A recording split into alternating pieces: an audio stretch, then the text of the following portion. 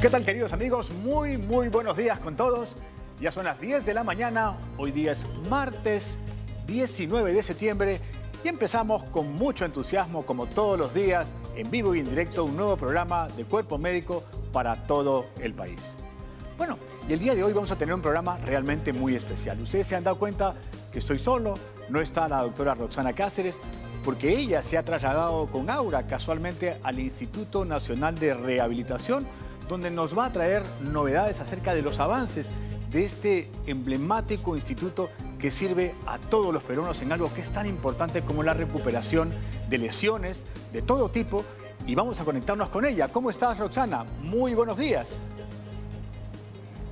Buenos días, doctor. Buenos días, amigos. ¿Cómo están? Como podrán ver, me está acompañando hoy día Aura. Estamos aquí en el Instituto Nacional de Rehabilitación, que nos ha abierto las puertas para ver todos los tratamientos que están realizando. Y este instituto, con la colaboración de los grandes profesionales que tiene, vienen realizando diversos tratamientos a los pacientes. Y no solamente es un instituto, sino también el faro de mucha esperanza de estos pacientes y sus familias. Yo creo, doctora, para sumar lo que usted menciona y para poder desarrollar un programa como siempre lo hemos intentado hacer de manera integral, creo que lo importante es poder reinsertar a los pacientes dentro de una vida cotidiana, de la sociedad, poder darles una oportunidad y una autonomía sobre todo.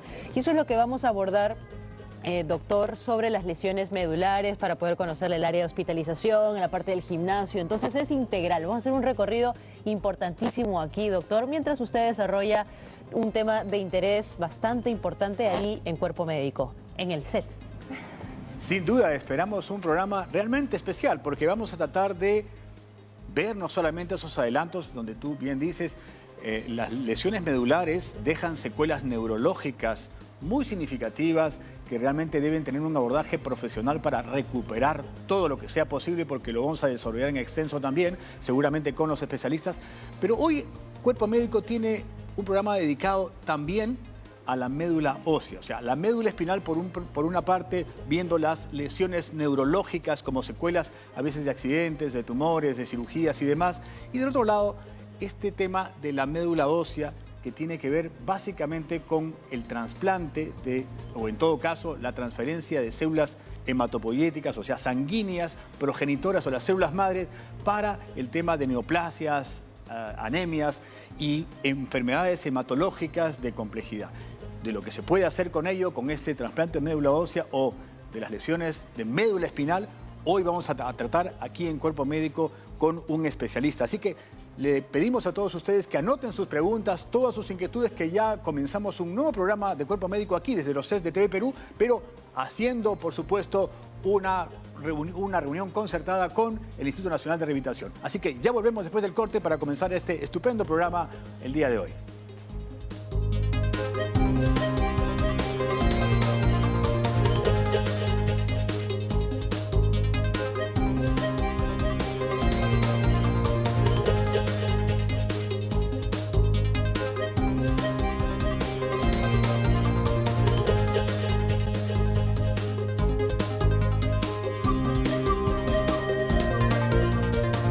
Hoy Cuerpo Médico tiene un programa realmente muy especial.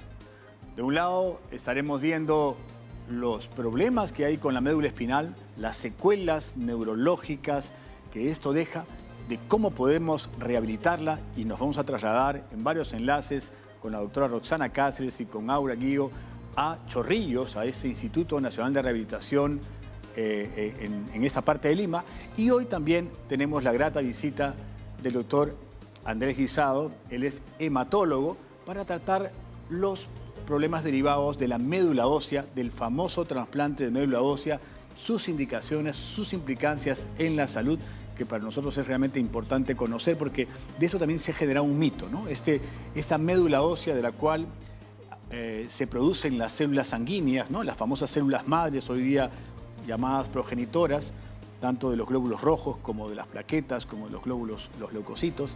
Pues hay toda una procesología, y desde el año 94 se vienen haciendo en el Perú los trasplantes de médula ósea con éxito, sobre todo salvando vidas, y también hay un mensaje muy importante solidario a toda la población, porque hoy día, como lo vamos a desarrollar en el programa, estoy ido migrando ya hacia cosas más sencillas. Ya no se hacen las punciones frecuentes en el hueso, sino ya se va simplemente a las transfusiones sanguíneas especializadas, pero hay pues todo una infraestructura y logística que es importante desarrollar en nuestro país, donde cada vez, gracias a Dios, tenemos a profesionales más competentes para darle solución y también aclarar de que este trasplante de médula ósea no se hace en todos los casos, no es el tratamiento de primera elección.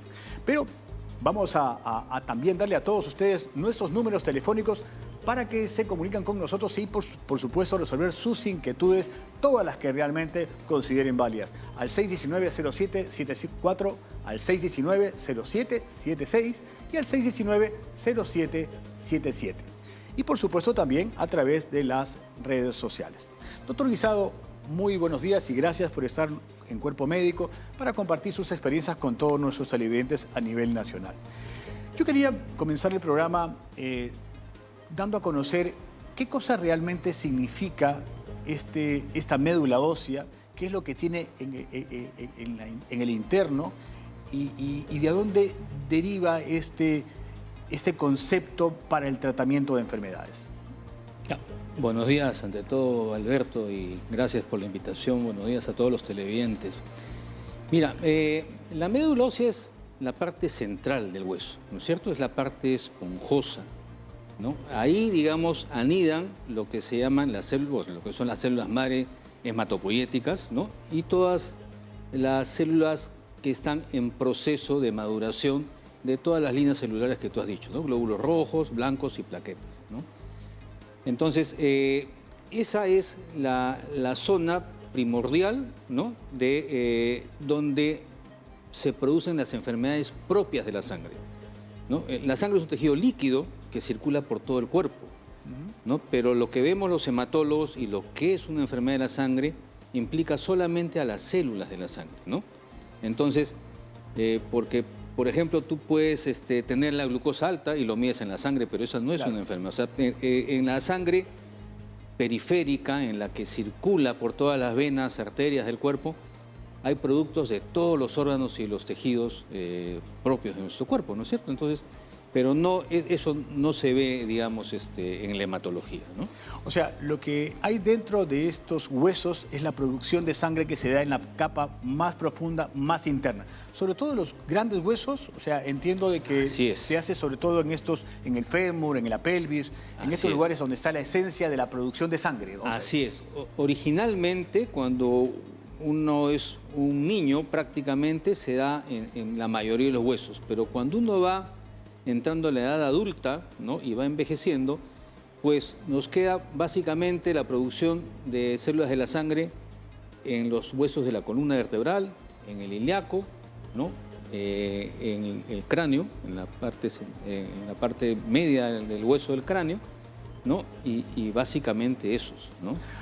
Y cuando uno básicamente habla acerca del trasplante de médula ósea, significa recuperar células madre o progenitoras de esta área. Así es. En los primeros procesos de trasplante que se hacía acá, nosotros entrábamos y sacábamos médula ósea, entrábamos uno en cada lado, paciente en sala de operaciones, boca abajo, que se llama ducto ventral, ¿no? Y uno en cada lado, sacábamos, aspirábamos médula ósea de los ilíacos, ¿no? ¿Y cuál era el objetivo de esa aspiración? Es que ahí justamente en las espículas, que son como unos grumitos que están en la médula, ahí están las células madre, pero se sacaba todo, ¿no? Se filtraba, ¿no? Y eso era lo que se infundía al paciente. ¿Y cuál era el objetivo de tener esas células madres guardaditas? ¿Porque ese paciente iba a ser sometido a un tratamiento posterior? Claro, a ver, imaginémonos, o sea, las entidades que con más frecuencia se trasplantan son pues básicamente las leucemias, ¿no? Y la aplasia médula, ¿no? De un donante, digamos, compatible, ¿no? ¿Ya?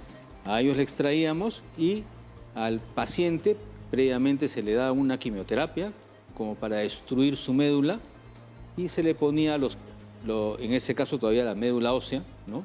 Para que esas células vayan a anidar en la médula ósea del paciente que está vacía, ¿no? Actualmente ya no se hace eso. Ya hay técnicas que se llaman movilización, ¿no? Se moviliza a las células madre que están en la médula ósea y salen a circular Y nosotros con técnicas especiales capturamos esas células, ¿no? Doctor Guisado, ya tenemos varias preguntas, pero antes yo quería preguntarle cuáles eran las indicaciones en las cuales se buscaba este trasplante de médula ósea o se hacía después de qué tratamiento. Mira, hay básicamente 2 tipos o hasta 3 tipos, digamos, de trasplante. Cada uno tiene su indicación. El trasplante autólogo, que es uno mismo el donante, que es básicamente para enfermedades linfoproliferativas, mieloma múltiple, ¿no? O sea, distintos tipos de cáncer hematológico, cáncer a la sangre. Así es. Hay el otro, que son en las leucemias agudas, ¿no? Que se utiliza el trasplante halogénico, que puede ser de un hermano compatible, ¿no? O puede ser lo que también ahora se llama el haploidéntico, que es solamente mitad compatible, que puede ser de los padres o también de un hermano, ¿no? Perfecto. Y vamos a atender a Ana María, que nos está llamando de San Borja. Adelante, Ana María, por favor. ¿Aló? Cuéntanos, Ana María, ¿en qué te podemos servir? ¿En qué te podemos orientar? Cuéntanos, Ana. Bueno, le cuento. Por asunto de la columna vertebral en las vértebras dorsales, me hicieron una vertebrografía. Dijeron que me habían puesto hueso sintético para curarme esas vértebras dorsales, que fueron 6. Pero a raíz de eso he perdido el equilibrio y me ha salido un bulto en mi espalda. Y cuando he regresado al neurólogo me ha dicho de que como soy un adulto mayor ya no me pueden operar. Sí, entiendo, Ana María. Tu problema básicamente se da en un tema probablemente de limitaciones por el entorno, pero hay ahí una secuela probablemente neurológica que se va a atender. Aquí con el doctor Guisado estamos atendiendo básicamente, vamos a trasladar más bien su inquietud ahora que nos comuniquemos con el Instituto Nacional de Rehabilitación para ver, porque acá hay una confusión, ¿no? O sea, por un lado hablamos de la médula espinal y sus implicancias neurológicas, y lo otro es la médula ósea, que es en realidad el lugar donde se forman las células sanguíneas que se usan de backup para que luego de tratamientos quimioterápicos, ¿no? Sobre todo en casos de leucemia, de mieloma múltiple, uno pueda, diría que bombardearlo de manera importante al paciente para tratar de erradicar el cáncer sanguíneo, y luego le pongo estas células para que otra vez regenere sus células sanguíneas y de esa manera obtenga, pues, de ser posible, una curación. ¿Entiendo? Así es. Yo básicamente a mis pacientes les digo, como para que no confundan las médulas, que nosotros tratamos más o menos el tuétano, ¿no? Que es, digamos, la parte central del hueso. Ahí está la médula ósea. El tuétano, bueno, ya es la médula ósea amarilla, ¿no? Ya se transformó, pero como para que entiendan y puedan diferenciar de la médula espinal. La médula espinal de la médula ósea. Así es.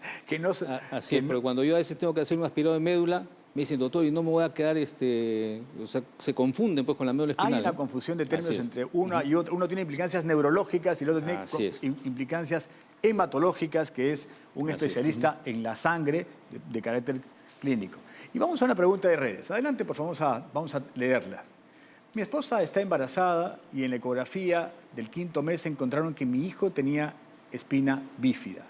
¿Qué tratamientos y cuidados deberíamos de tener? Bueno, esta es una pregunta que también está asociada a la parte neurológica, porque estos niños nacen con una indicación de ser operados, y muchos de estos niños, al ser operados, pues tienen secuelas de la columna de la médula espinal, y obviamente ellos sí van a ser pacientes que van a ser atendidos casualmente con el Instituto Nacional de Rehabilitación, porque ahí es donde hay que ver toda una secuencia de cómo recupero su vejiga, cómo recupero su forma de evacuar su intestino, porque esta secuela neurológica que a veces es imposible de sortear, pues hay que tratar de generar personas que puedan tener, pues, una vida totalmente normal. Y de eso se trata realmente la enorme implicancia que este Instituto de Rehabilitación tiene en muchísimas personas que nacen con estas espinas bífidas, que la verdad que se pueden diagnosticar desde la gestación.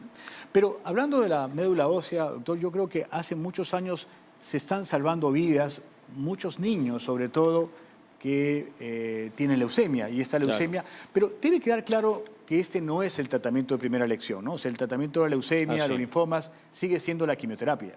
Claro. Y sobre todo, como mencionas, en los niños, ¿no? En los niños, las leucemias agudas, ¿no? Son las más frecuentes, ¿no? Y aproximadamente no menos del 60% de los niños con leucemia aguda se cura solamente con quimioterapia. Claro. ¿No? El trasplante de médula queda como segunda línea de tratamiento para la primera recaída, ¿no? Y se plantea en la segunda remisión completa, o sea, la segunda vez que con la quimio como que desaparece la enfermedad. Ese es el momento preciso para hacer el trasplante. El primer mensaje, doctor Guisado, es de que la leucemia en los niños, el primer tratamiento es la quimioterapia y ahí se erradica el 60% de este problema. Pero cuando esto a veces vuelve otra vez, entonces ya el trasplante de médula ósea comienza a ser una opción para la cual obviamente lo vamos a utilizar, ¿no? Y para ello también luego hablaremos de la infraestructura, porque cuando uno habla de trasplante de médula ósea pareciera que sintiera que casi todo es el tema del procedimiento, ¿no? Y quizás esa es la parte menos complicada. Lo más complicado o lo más interesante es toda la infraestructura alrededor de un paciente oncológico, en este caso, que hay que tratarlo con medicinas, que tiene riesgos y que hay que tener pues toda una infraestructura y una logística especialmente para cuidar la vida de estos pacientes, porque en un momento determinado sus defensas van a estar en nada y obviamente mientras que este trasplante de células progenitoras o de células hematopoyéticas pues cumple un objetivo que va a ser no inmediatamente, más o menos dura como un mes más o menos, ¿no? Claro, efectivamente. En realidad el trasplante, todo lo que está alrededor de él es lo más complejo, ¿no? Una de las cosas que yo quiero que quede claro es que ¿por qué no el trasplante es primera línea? Porque sobre todo en los hospitales vemos eso, cuando un niño es diagnosticado con leucemia, inmediatamente los padres quieren trasplantarlo, ¿no? Y cuando uno les explica como que no creen mucho, ¿no? El trasplante implica como que si cambiáramos una enfermedad por otra, ¿no? Porque cuando le pongo yo la médula del donante al paciente, esa médula es un nuevo sistema inmunológico. Claro. Y ese nuevo sistema inmunológico va a desconocer a todo el cuerpo y lo va a atacar. Y eso se llama la enfermedad de injerto contra huésped. Claro. ¿No? Entonces, si yo lo trato con quimioterapia y lo curo con quimioterapia, el paciente va a quedar bien. Si yo le hago un trasplante, yo no sé cómo va a ser esa enfermedad de injerto contra huésped y podría ser severa y podría cronificarse. Y entonces estamos cambiando una enfermedad que es la leucemia por de repente una enfermedad de injerto contra huésped que va a ser lo cual peor queda claro de que no necesariamente esto es una técnica sin complicaciones, también tiene sus bemoles. Claro. Y no es algo de primera línea, sino es en caso de que la enfermedad tenga recurrencia. Pero vamos a conectarnos ya con Roxana Cáceres, con la doctora Roxana Cáceres, que está en el Instituto Nacional de Rehabilitación, para ver qué novedades nos trae, casualmente hablando de las lesiones de la médula espinal. ¿Cómo estás, doctora? Adelante. Aquí estoy muy bien acompañada, nos han recibido con mucho cariño para enseñarles los diversos tratamientos que tenemos aquí en este instituto, doctor. Y estoy acá, me está acompañando la doctora Rosa Lisette Villena, que es directora ejecutiva de la Dirección de Funciones Motoras del Instituto Nacional de Rehabilitación. Y hoy día nos va a explicar sobre los temas de rehabilitación y secuelas neurológicas. Doctora, muchas gracias por recibirnos en su instituto para poder enseñarnos todos los procedimientos y tratamientos que tenemos aquí para los pacientes. Gracias a ustedes por acompañarnos y por conocer nuestra institución y a la atención que nosotros brindamos acá. Doctora, ¿cuáles van a ser los pacientes que van a requerir este tipo de terapia neurológica? Porque sabemos que son los pacientes que tienen accidentes cerebrovasculares, pero también ¿qué otros pacientes o qué otras patologías van a necesitar esa terapia? Acá acuden los pacientes que tienen un daño neurológico, como tú lo has dicho, ya sea a nivel de la parte del cerebro, de la médula espinal. A nivel del cerebro, el más frecuente es accidente cerebrovascular. Y a nivel del daño de la médula espinal, lo que tenemos es lesiones por accidente de tránsito, por arma de fuego, por armas blancas. Nos siguen lo que es las secuelas no traumáticas, como lo que son enfermedades infecciosas. Tenemos pacientes que han tenido HTVL1, o pacientes que han tenido VIH y han tenido una secuela producto de esto. Tenemos también neoplasias, secuelas por cáncer, o pacientes que han tenido estenosis, que producto de hernias lo que hacen es comprimir la médula espinal y dejas las secuelas, ¿no? Doctora, ¿y cuándo es necesario ya iniciar ese tratamiento de rehabilitación? Porque me imagino que mientras más pronto vamos a tener muchos mejores resultados, y eso decirle también a las familias para no dejarlo pasar. La rehabilitación se empieza intrahospitalariamente. Desde que el paciente está estable, los médicos, ya sean neurocirujanos, traumatólogos, los infectólogos, lo que hacen es hacer las interconsultas a rehabilitación para un primer momento evitar lo que son al máximo las complicaciones, y posteriormente, ya cuando el paciente es dado de alta, ya sean referidos a un servicio de rehabilitación. Y puedan insertarse nuevamente a sus labores, porque me imagino que hay muchos pacientes también de provincia. Doctora, ¿cuántos pacientes aproximadamente atendemos acá en este instituto al año? Hemos visto hasta ahorita un promedio de 12.000 pacientes. De los 12.000 pacientes tenemos un promedio de 1.500 pacientes que han venido a los departamentos de lesiones centrales y lesiones medulares. Muy bien, doctora. Ahora en algunos momentos nos va a estar enseñando los diversos puntos de rehabilitación. Así es. Pero cuéntenos usted, ¿cuál es el equipo multidisciplinario que tenemos aquí, a diferencia de otros hospitales? Porque este es un instituto que atiende no solamente a alta, sino también mediana complejidad. Así es, atendemos, como tú lo dices, a pacientes con discapacidades moderadas y severas, y por eso lo atendemos con un equipo multidisciplinario. El daño que hace la lesión cerebral o de la médula espinal, hacer un daño grande, involucra trabajar con terapia física, con terapia ocupacional, con psicología, con trabajo social, con nutrición, con las enfermeras, con las técnicas de enfermería. No, entonces todo este equipo multidisciplinario lo que hace es, trabajando en conjuntos a través de un plan o un programa que hace el médico rehabilitador, es disminuir al máximo lo que son los daños y volver a reinsertar al paciente. Muy bien, me imagino que acá le enseñamos al paciente volver a ser independiente, a esas condiciones básicas que tenemos, como por ejemplo cambiarnos, utilizar nuestra silla de ruedas, insertarnos nuevamente. Creo que ese es el éxito de esta rehabilitación. Así es, disminuir al máximo el daño y sus secuelas para que vuelva dentro de lo posible, porque siempre pueden quedar con secuelas, con dificultades para caminar, o capaz no lo pueden hacer, o van a quedar dependientes de la familia. Entonces disminuimos al daño, les enseñamos al máximo y orientamos a la familia para que a través de la familia puedan volver dentro de lo posible a sus actividades, ¿no? Muy bien, doctora, y justo ya tenemos unas preguntas del público que nos va a transmitir el doctor Tejada desde el estudio. Doctor. Doctora Lozano, yo quería que le transmita a la doctora una inquietud que hemos tenido por redes acerca del abordaje de la espina bífida, ¿no? Esta espina bífida, bueno, en este caso el contexto ha sido de que lo han identificado inclusive durante el control prenatal, y obviamente se sabe que esto podría tener implicancias neurológicas posteriores. ¿Desde qué momento se toma contacto, o en todo caso, cómo le podemos trasladar la inquietud a la madre que nos llamó, de saber qué hacer con esta espina bífida antes del nacimiento? ¿Hay algo que se pueda realizar o desde qué momento se aborda? Muy bien, doctor. En estudio nos está preguntando una madre de familia que en sus controles prenatales a su niño le han diagnosticado espina bífida. Y ella quiere saber qué controles vamos a necesitar o desde cuándo vamos a necesitar una terapia. La espina bífida es el daño de la médula espinal producto de la no ingesta de ácido fólico, ¿ya? Entonces es un poco la parte preventiva que sí tenemos que verla desde primer nivel. Y la rehabilitación también es desde que nace el pequeño. Cada vez que va creciendo, el niño va a tener que aprender a sentarse, pararse, caminar.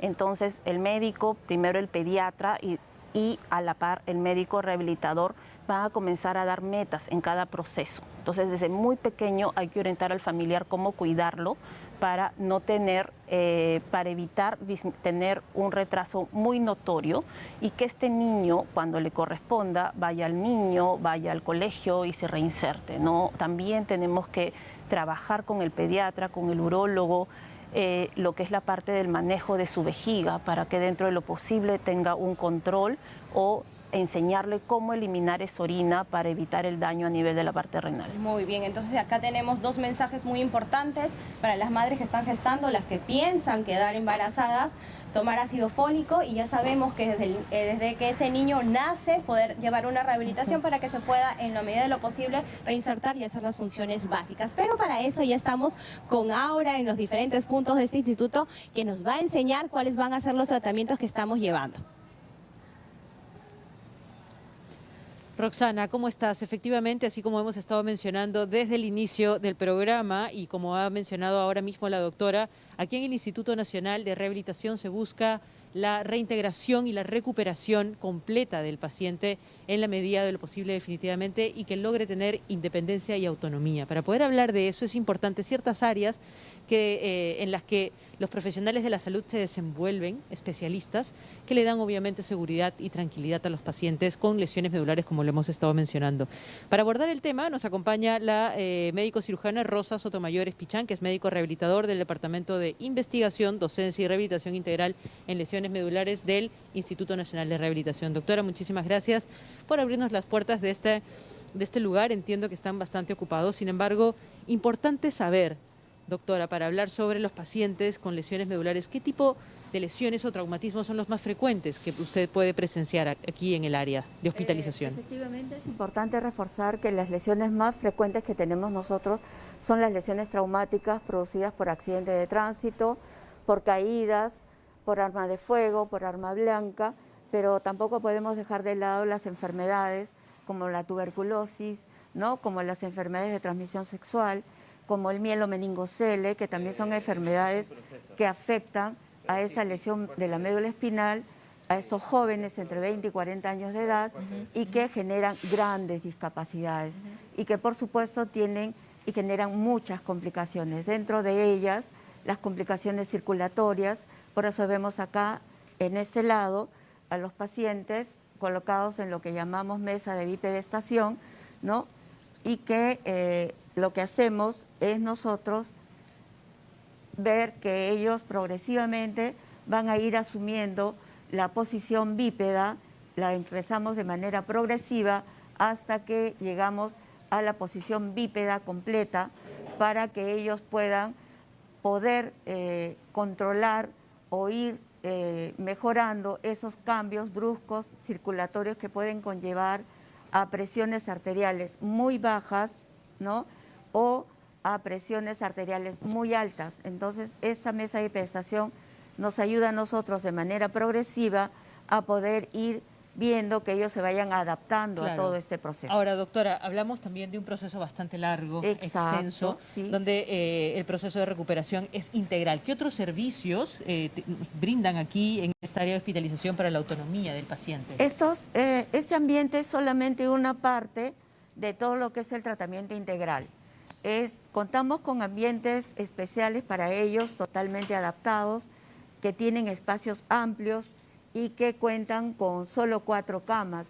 ¿Por qué? Porque la silla de ruedas tiene que entrar y desplazarse y hacerlo con la mayor facilidad que se pueda. Tenemos ambientes de inodoros adaptados y de ducha adaptada también. En el propio ambiente del paciente, ellos, la enfermera y el técnico de enfermería, se van a encargar de hacer los cuidados respectivos, sobre todo de piel, utilizando un espejo para que ellos puedan evitar las úlceras por presión, ¿no? Y que puedan tener los cuidados especiales para evitar los traumas. Ahora, ¿no? la parte también, usted lo conversábamos también durante el programa, la parte de urodinamia, ¿correcto? La importancia de que los pacientes logren ir al baño justamente con facilidad para evitar lesiones posteriores en base a esta patología. Coméntenos un poquito sobre eso, por favor, doctor. Generalmente, no olvidemos que cuando hay una lesión de la médula espinal, el cerebro queda desconectado del resto del cuerpo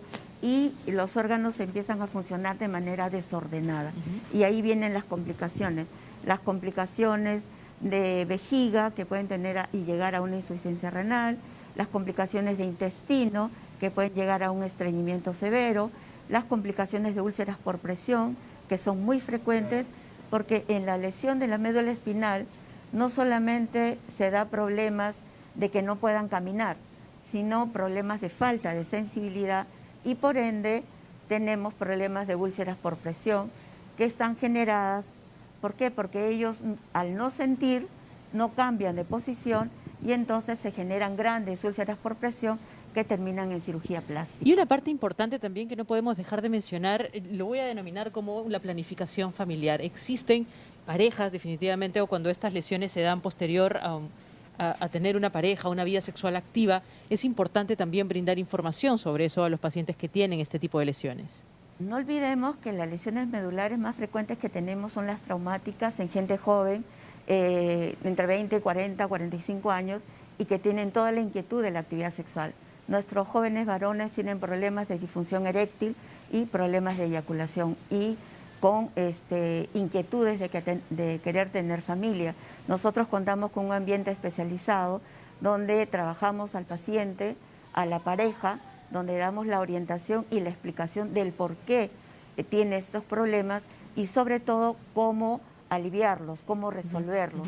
Y además, en el aspecto de la eyaculación, contamos con un aparato especial que se llama vibroestimulador peniano, que lo realizamos acá, lo colocamos en la base del pene y podemos estimular la eyaculación en forma refleja y el paciente puede eyacular hacia adelante, como puede ir la eyaculación hacia la vejiga, y para eso nosotros introducimos una sonda, mandamos el examen al laboratorio y vemos si el paciente ha logrado eyacular o no. Claro. Y de acuerdo a eso, le planteamos a ellos las técnicas de reproducción asistida también, ¿no? Por supuesto, doctora. Y en realidad yo creo que de pronto el doctor Alberto puede darnos también un poquito de información al respecto. Es un poco su área también, entonces por ahí tener esta junta médica siempre va a ser lo ideal. Sin embargo, doctora, para cerrar, hablemos de las recomendaciones para luego ya también seguir nuestro recorrido aquí en el Instituto Nacional de Rehabilitación. Recomendaciones, doctora. Sí, efectivamente, lo principal es tratar de evitar o de prevenir los accidentes de tránsito. Últimamente tenemos mucha delincuencia, las armas de fuego, las armas blancas, y también dejamos abiertas las puertas a todo el Perú, porque sé que ustedes llegan a nivel de Perú, y eso a nosotros nos da mucha satisfacción el saber que todos los pacientes pueden venir acá, porque este es un tratamiento gratuito que lo paga el Sistema Integral de Salud. Bien, doctora, muchísimas gracias. No se olviden también de que cuando un paciente ya se le da el alta, el seguimiento sigue perenne. Hay todo un trabajo de telemedicina, telesalud. Entonces, el Instituto Nacional de Rehabilitación está totalmente equipado para asegurar una recuperación progresiva de los pacientes que vienen y se atienden. Muchísimas gracias, doctora. Nos ha acompañado aquí la médico cirujana Rosa Sotomayor Espichán, que es médico rehabilitador del Departamento de Investigación, Docencia y Rehabilitación Integral de Lesiones Medulares del INR. Doctor, regresamos con usted al estudio. Nosotros nos vamos a seguir trasladando y también luego tendremos a la doctora Roxana, porque hay muchísimo por desarrollar aquí en Cuerpo Médico. Excelente enlace. Yo creo que hemos transmitido un mensaje muy esperanzador para muchos pacientes que sentían que una lesión medular no tenía alternativas, pero escuchamos en realidad con mucha alegría que estamos usando ya hasta alternativas para conseguir eyaculación, reproducción en un paciente que de pronto tuvo un accidente, y por supuesto hoy es posible a través de las técnicas que se hacen, como lo dice, inclusive de manera gratuita desde el Instituto Nacional de Rehabilitación. Así que creo que tenemos muy buenas noticias para todos nuestros televidentes a nivel nacional. Si por ahí hay este problema en algún momento, que es un accidente, un tumor o una enfermedad, como lo es un mielomeningocele, una tuberculosis que puede también alterar la conducción nerviosa de la médula espinal. Vamos a un corte y ya regresamos aquí para seguir hablando acerca también de la médula ósea y las implicancias hematológicas en el cáncer. Gracias. Adelante.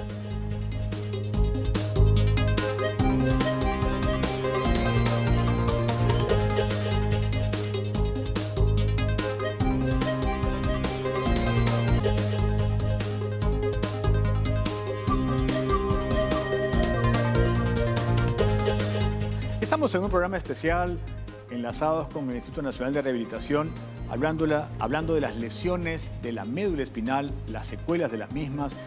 Y hemos aprendido claramente de que estas lesiones pueden darse sobre todo de carácter traumático en gente joven, y muchos de ellos en realidad pueden sentir que su vida se termina después de esta lesión, pero vemos que muchos de ellos, el acompañamiento, el asesoramiento y por supuesto la recuperación que se pueda conseguir es muy valiosa y sobre todo devolverles hasta la fertilidad. Y eso es cierto, hoy día se puede conseguir eyaculación con electroeyaculadores, con vibroestimulación e inclusive sacar de testículo espermatozoides para que por procedimientos de reproducción asistida se puedan conseguir los embarazos que realmente esta persona por este infortunio de un accidente pudieran tener. Pero todo eso enfocado desde un instituto de rehabilitación que hace un trabajo multidisciplinario, multifactorial para devolverle calidad de vida a una persona con un daño neurológico, porque muchas de ellas, por supuesto, hay que adaptarlas, ¿no? Porque hay un tema educativo, a veces no se progresa todo, pero se avanza lo suficiente como para devolverle funciones motoras, funciones sensoriales, funciones, en este caso, de micción, porque el tema de la vejiga y del colon son dos cosas que se alteran mucho y hay que convivir con una adaptación de su modelo neurológico para que no existan complicaciones como infecciones y demás, y eso lo vemos con especialistas. Pero estamos hablando con el doctor Guisado de la otra médula, de la médula ósea, que tiene que ver con las células hematopoyéticas, con las células productoras de sangre, de leucocitos, de plaquetas que tienen que ver con la coagulación. Y yo quería preguntarle, doctor, porque se ha quedado la etiqueta del trasplante de médula ósea, pero muchas veces ya no se hace del hueso, sino hay otras vías de las cuales yo puedo encontrar estas células progenitoras, que se le llama así, hematopoyéticas. ¿Cuáles son esas técnicas más las que se hacen hoy día? Bueno, como tú mencionaste, Alberto, originalmente se obtenía las células madres con aspirados de médula del mismo hueso ilíaco. Se iba al hueso a aspirarlo, se hacía una punción. Con una aguja, ¿no? Un trocar y nos quedamos ahí, porque cuando eso comenzó era trasplante de médula ósea y había que hacer punción ahí, ¿no? Así es, y ese término todavía se utiliza, ¿no? Pero ya lo hemos cambiado porque ya nosotros hacemos movilizaciones, ¿no? Con factores estimulantes y hacemos que las células madres circulen por las venas, ¿no? Entonces ahí con técnicas especiales se hace la extracción de la sangre que va a un centrifugador especial, ¿no? Y ahí se captura solamente a las células madre. O sea, ya no hay necesidad de hacer la punción en una gran mayoría de casos, sino hay un equipamiento, tecnología que permite captar ese 1% que está circulando de células madre y las voy acopiando. Así es. Para luego trasladárselas al paciente que lo necesita. Y ya después, una vez que se ha hecho esa extracción, ¿no? Ese producto se va a poner al paciente como si fuera una transfusión sanguínea, ¿no? Exactamente como si fuera una transfusión sanguínea. Y sigue siendo esto la indicación, obviamente, como lo hemos hablado en el primer bloque, un tratamiento de segunda línea para leucemias, linfomas, mieloma, cáncer de la sangre, pero también algún tipo de anemias, ¿no? Claro, o sea, no solamente es para neoplasias de la sangre, ¿no? Se puede hacer para la aplasia de médula, por ejemplo. O sea, digamos que siguiendo en términos de frecuencia, ¿no? Lo que más se trasplanta después de leucemias son las aplasias de médula, ¿no? O sea, después de las neoplasias de la sangre, las aplasias de médula. Y bueno, y el mensaje ahí importante es solidario para que todas las personas tengan pues una donación que a su vez sea identificada genéticamente para entrar en este banco de datos, porque queremos saber dónde está nuestro emparentado genético para, ante la eventualidad de un trasplante de médula, saber usarlo. Así es, en nuestro país no tenemos un registro, porque sí se habla mucho de banco, pero en el fondo no es un banco, es solamente un registro, una base de datos. Poder tipificar a cada persona, ¿no? Además que en el DNI tenemos que quién va a donar y quién no va a donar, ¿no? Claro. Entonces, que sí. hacer de una vez el trabajo, no sé, me imagino que al ministerio le correspondería, ¿no? Poder hacer una tipificación de los antígenos de la médula de todos los peruanos para que van a donar, para poder tener ahí ese... Excelente, doctor Guisado. Así que cultura de prevención es cultura de solidaridad y de donación para el caso que se necesita. Pero ya nos enlazamos nuevamente con la doctora Roxana Cáceres, que está en el Instituto Nacional de Rehabilitación. Roxana, ¿cómo estás?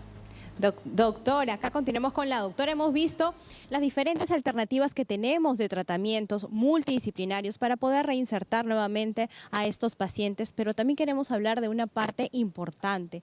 Doctora, ¿qué papel juega la parte emocional del paciente en esta terapia y sobre todo el apoyo de la familia?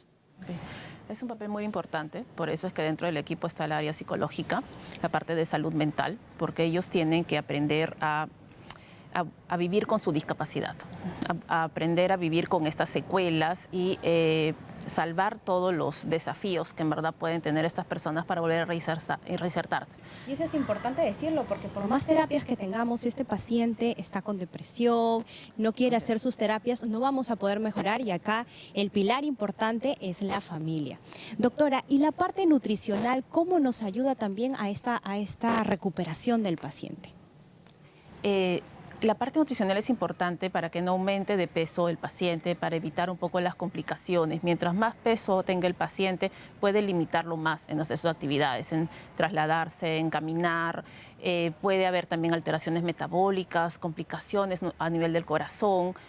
Puede haber otra vez recaídas, pero producto, si hablamos de accidentes cerebrovasculares, sí existen casos que otra vez pueden volver a tenerlo, su presión arterial sube, su diabetes puede alterarse y va a tener otras complicaciones de esto, ¿no? Entonces es necesario e importante que ellos aprendan a saber qué alimentación es la más adecuada para ellos, hablando del componente de las fibras, hablando del componente de las proteínas y las cantidades, ¿no? Entonces el servicio de nutrición lo que hace es enseñarles cómo tienen que alimentarse y también un poco en su provincia o en su región qué alimentos es lo que va a encontrar el paciente y poder tener alimentación saludable ya sea acá o en cualquier región, ¿no? Y como decimos siempre, la parte multidisciplinaria para poder abordar a este paciente y que tenga el mejor éxito. Y en estudio el doctor nos tiene una inquietud, ahora vamos a escuchar a la doctora para poder resolverla.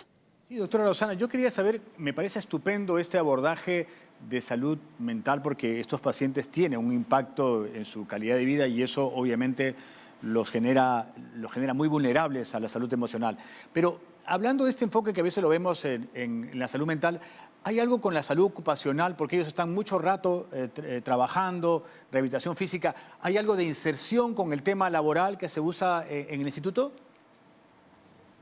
Sí, justo estábamos hablando, doctora, la pregunta que nos está haciendo el doctor sobre la terapia ocupacional, que es tan importante para volver a reinsertarlo. ¿Nos puede hablar un poquito más a detalle para que el público pueda entender sobre qué significa esta terapia ocupacional y por qué es tan importante? Okay. La terapia ocupacional lo que hace es trabaja con las secuelas para para que el paciente vuelva a ser independiente. Le enseña con su discapacidad, con su dificultad en abrir la mano y cerrar, cómo volver a alimentarse, por ejemplo. Si es necesario, confecciona algún tipo de férulas, alguna ayuda para que pueda coger el cubierto y pueda llevarlo a la boca. Le enseñan técnicas de cómo tener una postura adecuada para evitar complicaciones. Le enseñan lo que es transferencia, cómo pasarse de la cama a la silla de ruedas. Le da tips, orientaciones para lo que es el manejo de la silla de ruedas y que ellos puedan pasar las pistas, veredas, subirse al carro con esta nueva ayuda que van a tener para hacer sus actividades, ¿no? Para que él vuelva a ser independiente. Y bueno, doctora, ahora nos encontramos en otro lugar del instituto con Aura. Aura, ¿qué nos tienes por ahí?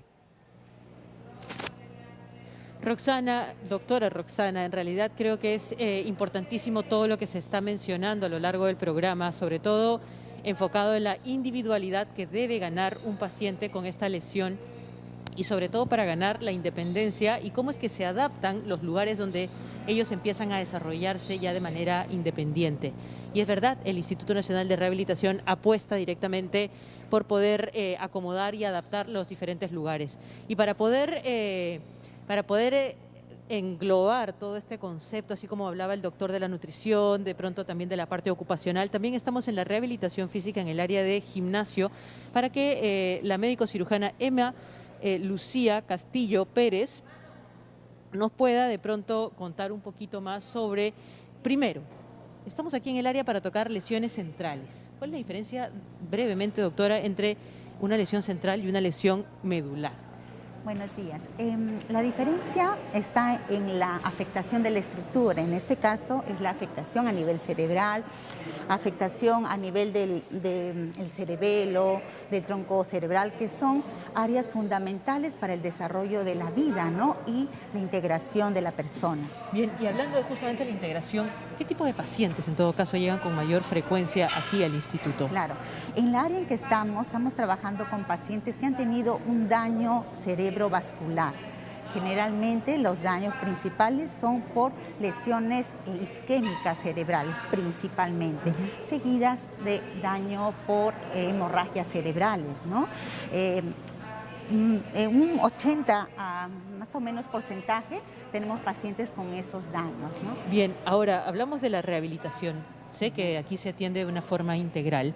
Sin embargo, aquí en el área de gimnasio, donde trabajan la terapia de rehabilitación física, ¿en qué se enfocan el equipo multidisciplinario que interviene? Claro, la rehabilitación es un proceso dinámico, progresivo.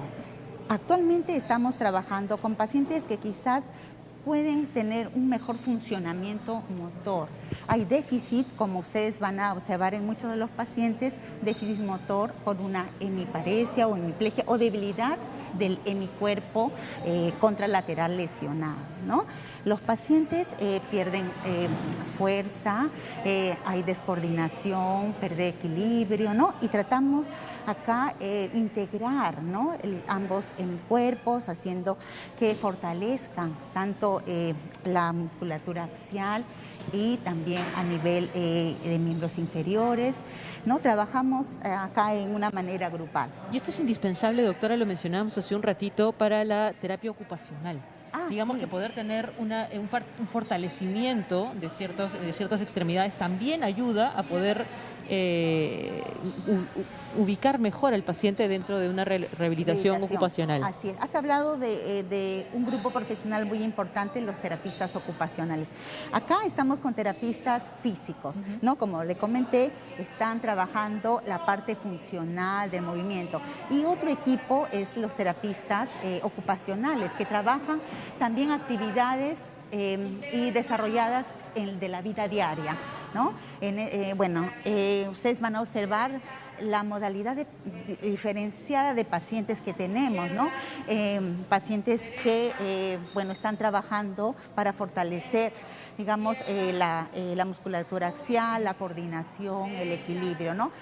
Cada paciente es diferente, hay que individualizarlos en un primer periodo, en un primer momento, y luego pasan a una rehabilitación ya más grupal, más dinámica, ¿no? Como ahora, lo vemos aquí. Doctora, para ir cerrando, definitivamente tenemos adultos mayores, tenemos personas adultas también, pero cada vez con mayor presencia jóvenes, y lo importante es darles una esperanza y una proyección de vida. Por eso, recomendaciones puntuales, aquí justamente ya hemos terminado de hacer un pequeño recorrido, pero recomendaciones al público en general. La recomendación siempre es el apoyo de la familia. La familia es muy importante en el proceso de rehabilitación. Acompañar a su familiar, integrarlo a su familia, no aislarlo. Es muy importante eso para tener un buen resultado en la rehabilitación. Y lo otro que siempre decimos a los pacientes, controlen sus factores de riesgo, por favor, mantener una presión adecuada, visitar a su cardiólogo, al neurólogo, ¿no? Al nutricionista y a todos los especialistas que nos ayudan para poder dar una adecuada rehabilitación. Muchísimas gracias, doctora. Definitivamente a veces estas visitas nos quedan cortas. Sin embargo, lo importante es poder llevar esta información. Nos ha acompañado la médico cirujana Emma Lucía Castillo Pérez, jefa del Departamento de Investigación, Docencia y Rehabilitación Integral en Lesiones Centrales. Pero, doctora Roxana, ¿sabía usted, como un dato curioso, que en el año 2012 el doctor Alberto Tejada formó parte de la inauguración de este Instituto Nacional de Rehabilitación? Entonces, es importante. Felicidades por eso, doctor Alberto, que de pronto usted sea uno de los pilares también, que forma parte de esta rehabilitación integral. Y eso es importantísimo, doctora Roxana. Excelente, Aura, excelente, Roxana, por este enlace. Hemos aprendido mucho. Efectivamente, el 17 de julio del año 2012 se inauguró este centro, que yo creo que tiene mucho sentido para la recuperación de muchos pacientes. Sí, yo recién ahora me entero qué gusto de pertenecer, de inaugurar, doctor Tejada, este centro. Yo, en realidad, este instituto lo he conocido hoy día recién y he visto la calidad de trabajo de las diferentes áreas multidisciplinarias que tratan siempre de abordar al paciente para volver a insertarlo a la sociedad. Es importante esa rehabilitación y, sobre todo, trabajar de manera multidisciplinaria. Muchas gracias por este enlace. Yo creo que hemos visto muchas muchas ventajas que hay en este centro de rehabilitación, es el Instituto Nacional de Rehabilitación. Y yo quería destacar solamente en la parte final, antes de ir al corte, la importancia del deporte en la autoestima de estos jóvenes, muchas veces lesionados, en los cuales esto es un estímulo, una motivación para insertarlos en una vida con calidad. Pero vamos al corte y ya volvemos con la parte final de Cuerpo Médico aquí, en los estudios.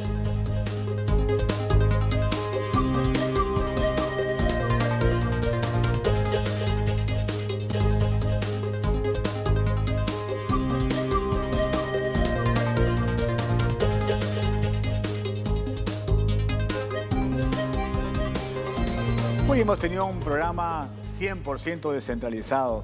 Nos hemos conectado con el Instituto Nacional de Rehabilitación, con Aura, con la doctora Roxana Cáceres, hablando de las lesiones medulares, en realidad de las lesiones neurológicas, porque en la parte final vimos cómo estábamos viendo cómo podemos aportar con el deporte, con la salud ocupacional, con la salud mental a la recuperación de estos pacientes.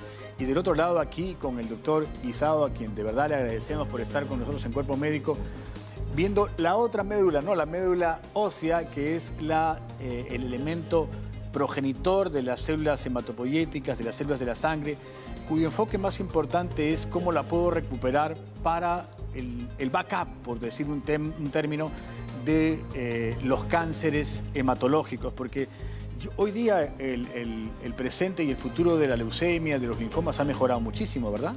Sí, definitivamente. No solamente con el tema del trasplante de médula ósea, la aparición de lo que se llaman las terapias dirigidas, ¿no? Ya se ha transformado enfermedades pues, que antes del año 2000 eran mortales y que no se trasplantaban, como la leucemia mieloide crónica, por ejemplo, ¿no? Que tiene una mutación puntual y que ahora hay medicamentos dirigidos solamente contra esa mutación. Y se ha transformado esa enfermedad de lo que era mortal a una enfermedad crónica. Claro. Una diabetes, una hipertensión. O sea, el paciente va a recibir un medicamento regularmente y tú lo vas a tener controladito y deja de ser considerado una enfermedad mortal a corto plazo, si vamos a decirle así. Pues ya se está, como fue todo un boom esa aparición de ese medicamento, ya se está terminando en realidad su investigación y hay en algunos casos se puede ya hasta cortar el tratamiento y darse al paciente como curado. Y bueno, ya despidiendo el programa, también nos estamos conectando con el Instituto Nacional de Rehabilitación para agradecer en realidad los mensajes que hemos tenido durante todo este programa. Bueno, acá estoy para agradecer a la doctora Rosa Liseta y muchísimas gracias porque hemos aprendido muchísimo con usted de la mano y sobre todo a estos pacientes que vamos de la mano también porque cada día es una oportunidad para avanzar y claro, con Aura que nos ha enseñado los diversos tratamientos que tenemos. Gracias, doctora Rosana. Gracias, Aura. Hoy día realmente hemos cumplido con el compromiso de Cuerpo Médico de llevar una orientación en salud para el paciente que lo necesita y, por supuesto, siempre con la bandera de la prevención. Doctor Guisado, muchas gracias por su presencia en Cuerpo Médico. Hemos departido sus experiencias con todos nuestros televidentes a nivel nacional. No hay tiempo para más. Mañana tenemos un programa dedicado a la andropausia, así que no se la pierdan. Este hipogonadismo tiene solución y ya nos conectamos con Conecta Perú. Hasta mañana. Chao, chao.